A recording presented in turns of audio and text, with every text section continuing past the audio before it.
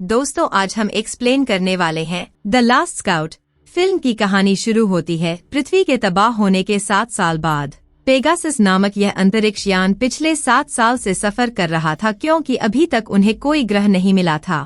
पृथ्वी पर सिर्फ इनके पास जानकारी थी, यह खुद कभी उन ग्रहों पर नहीं गए थे। इस यान पर 8 इंसान थे। जॉन जो कि कैप्टन है, पीट इंजीनियर है, माइक और जेन पायलट हैं। इनके अलावा एडवर्ड, गैरी, एक नर्स हले और एक छोटी बच्ची थी जो किसी तरह उस परमाणु युद्ध से बच गई थी। अब इनके साथ इसी जहाज की तरह और जहाज भी जीने लायक ग्रहों की तलाश में निकल चुके हैं और हर जहाज पर 7 से 10 के करीब इंसान मौजूद हैं। जिसे भी कोई ग्रह मिला वह बाकी सबको संदेश भेज देगा। ये अंतरिक्ष यान काफी आधुनिक थे। इनमें पानी रिसाइकिल करने की टेक्नोलॉजी थी और दूसरा यह अपना खाना भी उगा सकते थे। मगर ऑक्सीजन की कमी आ सकती थी और यह शिप एंटी मैटर से चलता था, मतलब कि इनका ईंधन भी खत्म हो सकता था। मगर उन्हें ज्यादा फिक्र नहीं थी क्योंकि जल्द ही ये किसी ग्रह पर पहुंच जाएंगे। शुरुआत में हम देखते हैं कि माइक जहाज के एक हिस्से को ठीक कर रहा था। तब एडवर्ड उसे जरूरी इंस्ट्रक्शंस देता है। इस बीच सर्किट में एक छोटा सा धमाका हुआ, मगर माइक सब संभाल लेता है और फिर वह अंदर आया। अंदर पीट लीला यानी उस छोटी बच्ची को नए ग्रह के बारे में बता रहा था। पीट ने उसे पृथ्वी के बारे में काफी कुछ बताया था क्योंकि इस बच्ची ने पृथ्वी नहीं देखी। तो वह पूछती है कि जहां हम जा रहे हैं क्या वहां भी समंदर होगा। पीट उसे झूठ नहीं बोलना चाहता था, इसलिए कहता है कि मुझे नहीं लगता वहां समंदर होगा, बल्कि हमें तो यह भी नहीं पता कि वह जगह जीने लायक होगी भी या नहीं। बाकी सब खुद को झूठी उम्मीदें दे रहे हैं, मगर मैं तुमसे कभी झूठ नहीं बोलूंगा बेटा। लीला दरअसल हले की बहन की बेटी है। उसकी बहन युद्ध में मारी गई और अब लीला की जिम्मेदारी उस पर है। इसके बाद हम गैरी को देखते हैं जो मेडिकल रूम में जाकर एक दवा चुराता है। दरअसल उसे कोई बीमारी है जिसकी तकलीफ उससे बर्दाश्त नहीं होती और अक्सर दर्द कम करने के लिए वह एक्स्ट्रा डोज लेता है, लेकिन उसने सबसे यह बात छुपा रखी है। खैर, आज माइक का बर्थडे था और जेन ने उसके लिए केक बनाया था जिसे देखकर माइक को काफी खुशी हुई। असल में जेन और माइक एक दूसरे को पसंद करते थे। दोनों की बातें ही हो रही थी कि तभी उन्हें एक दूसरे यान से संदेश मिला। वह भी इनमें से एक था। इस संदेश को सिर्फ कैप्टन ही पढ़ सकते थे। वही कैप्टन जहाज की स्थिति को लेकर पीट से बात कर रहा था। एडवर्ड पीट पर गुस्सा था क्योंकि वह इंजन को ठीक करने में कुछ ज्यादा ही टाइम ले रहा था, जिस वजह से उनकी ऑक्सीजन ज्यादा इस्तेमाल हो रही थी। इस बात से कैप्टन भी सहमत थे। एडवर्ड के जाने के बाद पीट कैप्टन को बताता है कि इंजन अपनी क्षमता से दुगना काम कर रहा है। एंटी मैटर की मात्रा भी बहुत कम है। अगर वे अपने मिशन में सफल नहीं रहे, यानी वह उस ग्रह जिसकी ओर यह जा रहे हैं वह जीने लायक न हुआ, तो पृथ्वी पर वापस लौटने के लिए इनके पास कोई ईंधन नहीं बचेगा क्योंकि पिछले 7 साल से ये अंतरिक्ष में सफर कर रहे हैं। हालांकि यह जहाज इतने लंबे सफर के लिए नहीं बनाए गए थे, मगर इनकी खुशकिस्मती थी कि अभी तक ये टिका है। यह जानकर कैप्टन को चिंता जरूर दी, मगर वह बाकी सबको परेशान नहीं करना चाहता था, इसलिए यह राजपीट और उसके बीच ही रहा। इस शिप पर एक एडवांस AI सिस्टम भी था जो जॉन को बताता है कि यूटा से उसे एक संदेश मिला है जिसे सिर्फ कैप्टन ही देख सकते हैं। यह संदेश उनकी पत्नी की तरफ से था जो दरअसल यूटा नामी स्काउट शिप पर थी। वो जिस ग्रह की तरफ जा रहे थे उन्हें मालूम हुआ कि वो ग्रह जीने के लिए सही नहीं। उन्होंने अपना ईंधन खत्म कर दिया था, इसलिए वो वहीं पर रुक गए और अब वो इस इंतजार में थे कि कोई दूसरा स्काउट शिप कोई ग्रह ढूंढ ले ताकि बचे हुए इंसान वहां जा सके। लेकिन अब तक इन्हें कोई भी ऐसा ग्रह नहीं मिला था। जॉन की पत्नी कहती है कि तुम्हें यह मिशन पूरा करना ही होगा। तुम मानवता की आखिरी उम्मीद हो। हम देखते हैं कि सभी जहाज पर खाना खा रहे थे। माइक एडवर्ड से खाने को लेकर बहस कर रहा था। तब कैप्टन उसे बैठने को कहते हैं। वो बताते हैं कि मरम्मत के काम के लिए उन्हें इंजन बंद करना होगा। बाकी सब ठीक है, लेकिन गैरी यूटा से भेजे गए संदेश के बारे में पूछता है तो जॉन बताता है कि वह जहाज एक ग्रह की तरफ निकला था। उन्हें उस ग्रह पर जीवन नहीं मिला, इसलिए वह इंतजार कर रहे हैं। यह अच्छी खबर नहीं है, लेकिन हमें अभी भी अपना मिशन पूरा करना होगा। इस पर एडवर्ड कहता है कि 7 साल बर्बाद हो गए। वापस लौटने में जिंदगी के 14 साल लग जाएंगे। काश मैं किसी ऐसे जहाज पर गया होता जो 1 साल के सफर पर निकले थे। कैप्टन कहते हैं कि जब तक हमारे पास एक भी मिशन है, हमारे पास उम्मीद है। और वैसे भी हाल ही में जो स्कैन हमें मिले, उसे यह पता चला कि जिस ग्रह पर हम जाने वाले हैं, वहाँ जीवन की संभावना है। कहने के बाद हम देखते हैं कि गैरी फिर से हलेय के लॉकर से वो दवा चुराता है, क्योंकि उसे बहुत तकलीफ हो रही थी। लीला हलेय से अपने माता पिता के बारे में पूछती है कि वो हमारे साथ क्यों नहीं हैं। क्या उन्होंने मुझे छोड़ दिया? तो हलेय उसे समझाती है कि नहीं, उन्होंने तुम्हें नहीं छोड़ा, बल्कि उन्होंने तो तुम्हारी जान बचाई। कल इन सब के लिए बड़ा दिन था, क्योंकि वो लोग अपने मिशन के बहुत करीब आ गए थे। कैप्टन बताते हैं कि कल वो लोग उस ग्रह पर अपना एक प्रोब भेजेंगे। अगर उसके रिजल्ट नेगेटिव आए तो हम आगे बढ़ेंगे, यानी सब खत्म। लेकिन फिलहाल हमें अलर्ट रहना होगा, क्योंकि हम बस पहुंचने ही वाले हैं। जिसके बाद सभी अपने अपने काम पर लग गए। हलेय जब गैरी का चेकअप कर रही थी तो उसे पता चला कि गैरी दवा चुरा रहा है। हलेय उसे कहती है कि इस दवा का ज्यादा इस्तेमाल उसके लिए जानलेवा हो सकता है। इस पर गैरी कहता है कि मैं वैसे भी मरने वाला हूँ, इस बात से अब फर्क नहीं पड़ता। वहीं दूसरी तरफ माइक और एडवर्ड के बीच झगड़ा हो गया। एडवर्ड ने पी रखी थी, अब पता नहीं उसे शिप पर शराब कहाँ से मिली। खैर, माइक उस पर गुस्सा करता है और कहता है कि तुम खुद निराश हो, तुम्हें कोई उम्मीद नजर नहीं आ रही। इसका मतलब यह नहीं कि तुम हमारी भी उम्मीद खत्म कर दो। तो एडवर्ड गुस्से में कहता है कि इस जहाज पर सबसे जरूरी इंसान मैं हूँ। मैं इकलौता हूँ जो भेजे गए प्रोब के संदेश को पढ़ सकता है। मुझे मार दिया तो कभी जान नहीं पाओगे वह ग्रह कैसा है। वे बहस कर रहे थे कि तभी कंप्यूटर कोड ऑरेंज की वार्निंग देता है। माइक जल्दी से कैप्टन को जगाता है, क्योंकि उस ग्रह के ऑर्बिट में एक दूसरा जहाज दिखता है। जब यह लोग उसे स्कैन करते हैं, पता चलता है कि यह उनके जहाजों में से नहीं, बल्कि यह एक चाइनीज जहाज है। पृथ्वी पर जब युद्ध हुए तो वो इन दो बड़े देशों के बीच थे, इसलिए ये इनके दुश्मन भी थे। अब हैरानी की बात यह थी कि वो शिप एक जगह रुकी थी। ना वहाँ से कोई सिग्नल आ रहा था, ना ये लोग वहाँ सिग्नल भेज सकते थे।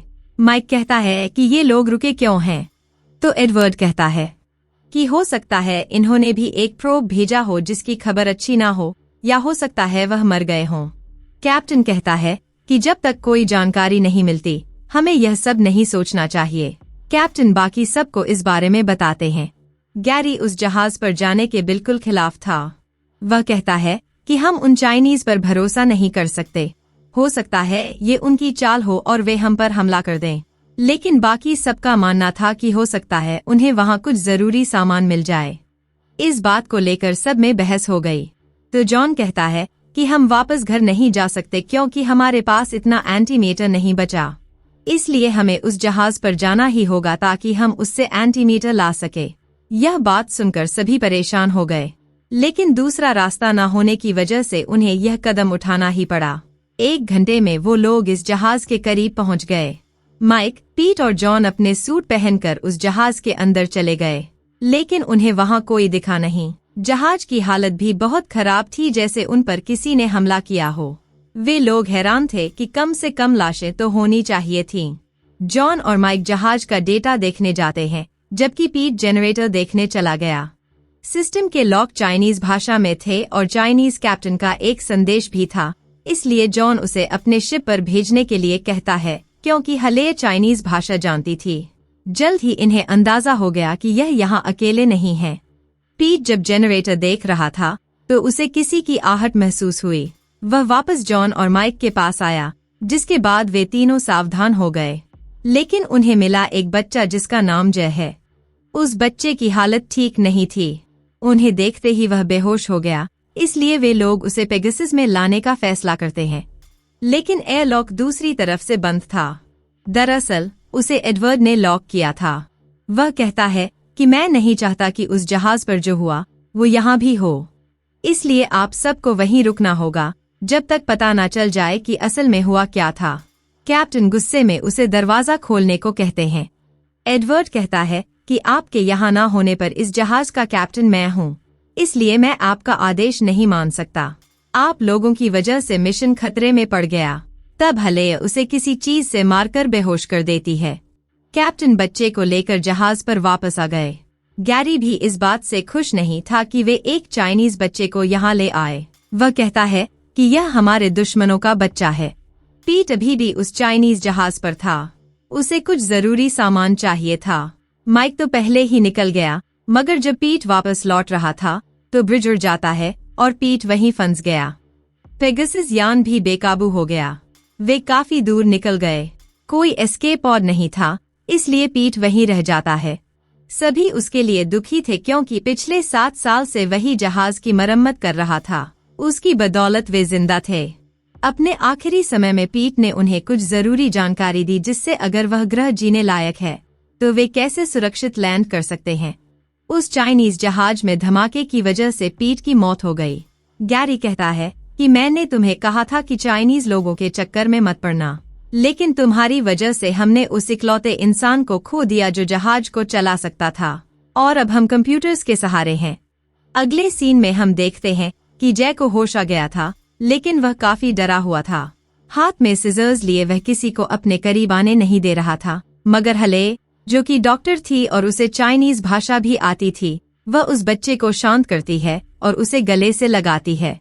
कैप्टन हले से कहते हैं कि इससे पता करो कि उस जहाज पर क्या हुआ था, साथ ही एडवर्ड पर नजर रखना।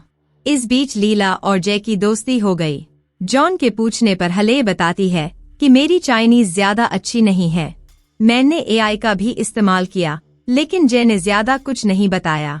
उस जहाज पर जरूर कुछ बहुत बुरा हुआ होगा, लेकिन वह बताना नहीं चाहता। कैप्टन कहते हैं कि एस्केप पॉड 6 महीने पहले ही लॉन्च हो गया था और तब से यह बच्चा जहाज पर अकेला था। लेकिन हैरानी की बात यह है कि पोर्ट के लॉन्च होने के बाद एयरलॉक को 6 बार खोला गया, लेकिन जहां से कोई बाहर नहीं गया। हले कहती है कि शायद जय ने आत्महत्या करने की कोशिश की पर वो कर नहीं पाया। खैर फिलहाल प्रोब तैयार था, इसलिए कैप्टन नए ग्रह पर प्रोब भेजने का आदेश देते हैं। थोड़ी देर बाद एडवर्ड कैप्टन को बताते हैं कि उन्हें एक चाइनीज प्रोब भी मिला है जिसे एस्केप पॉड से कुछ घंटे पहले लॉन्च किया गया था, और उसकी जानकारी से उन्हें पता चला है कि सोलर सिस्टम में एक नहीं बल्कि 2 ग्रह हैं। किसी एक पर तो जीवन होगा ही। प्रोब ने चाइनीज जहाज को कुछ सिग्नल्स भेजे थे, लेकिन वो सिग्नल्स जहाज तक पहुंचा ही नहीं। जब हमारा प्रोब उसके करीब पहुंचेगा तो हमें वो सिग्नल्स मिल सकते हैं। फिलहाल वो दूसरा ग्रह सूरज की ओर है। कुछ ही दिनों में ये लोग उस ग्रह तक भी पहुंच जाएंगे, लेकिन फिलहाल उन्हें इंतजार करना था। किसी को भी नींद नहीं आती क्योंकि अगर इन 2 ग्रहों में कोई एक भी जीने लायक नहीं हुआ तो ये लोग यहीं पर मर जाएंगे। हम देखते हैं कि एडवर्ड माइक के पास आया। दोनों फिल्म देखने बैठ गए, मगर एडवर्ड की आंख लग गई। जागने पर वो देखता है कि किसी ने माइक का गला काटकर उसे मार दिया। यह सब देखकर वो चिल्लाने लगा। जेन और कैप्टन भागकर वहां आते हैं। कैप्टन को एडवर्ड पर शक था, लेकिन एडवर्ड साफ साफ कह देता है कि मैंने यह नहीं किया। तभी शिप में अलार्म बजने लगा। एआई बताता है कि इंजीनियरिंग रूम में किसी ने छेड़छाड़ की है, इसलिए सभी वहां देखने जाते हैं, जबकि जेन सदमे में थी। जब वो लोग इंजीनियरिंग रूम में पहुंचे तो जय वहां मौजूद था। हले उससे पूछती है कि उसने माइक के साथ क्या किया, तो जय कहता है कि उसने कुछ नहीं किया। इस पर गैरी गुस्सा होकर कहता है कि यह तो ऐसा ही कहेगा, यह हमारा दुश्मन है और यह किसी की भी जान ले सकता है। कैप्टन जय पर नजर रखने को कहता है। अगले दिन जब कैप्टन रिपोर्ट्स देख रहे थे तो तभी एक चाइनीज आदमी ने उन पर हमला कर दिया जो उसी दूसरे जहाज से छुपकर यहां आ गया था। वो आदमी कैप्टन को मारने की कोशिश करता है, लेकिन तभी जेन वहां आकर उस आदमी को शूट कर देती है, जिससे कैप्टन की जान बच गई। अब कैप्टन जय को उस कमरे में बुलाती है जहां उस आदमी की लाश थी। तब गैरी उससे चाइनीज भाषा में बात करता है, जिस पर हले और कैप्टन हैरान थे क्योंकि उसने इस बारे में पहले नहीं बताया कि वह चाइनीज भाषा जानता है। गैरी बताता है कि जय का कहना है कि इसी व्यक्ति ने जहाज पर सभी लोगों को मारा था एक एक करके और फिर उन्हें एयरलॉक से बाहर फेंक दिया। यही वजह है कि एयरलॉक 6 बार खोला गया था। कैप्टन जय को बांधने का ऑर्डर देते हैं। बाद में एडवर्ड बताता है कि उन्हें प्रोब से कुछ डेटा मिला है, लेकिन वह काफी नहीं है, इसलिए यह बताना मुश्किल है कि कौन सा ग्रह जीने लायक है और कौन सा नहीं। इसलिए हमें खुद ही लैंड करना होगा। सभी का कहना था कि उन्हें दूसरे प्रोब के आने का इंतजार करना चाहिए जो कि दूसरे ग्रह पर भेजा गया था, लेकिन कैप्टन कहते हैं कि हमारे पास इतना समय नहीं है। 2 ऑक्सीजन टैंक्स खराब हो चुके हैं, अब ज्यादा ऑक्सीजन बची भी नहीं। इसलिए ना चाहते हुए भी सबको कैप्टन के प्लान के मुताबिक ही चलना होगा। अब ये लोग जहाज लेकर उस ग्रह की तरफ बढ़ने लगे।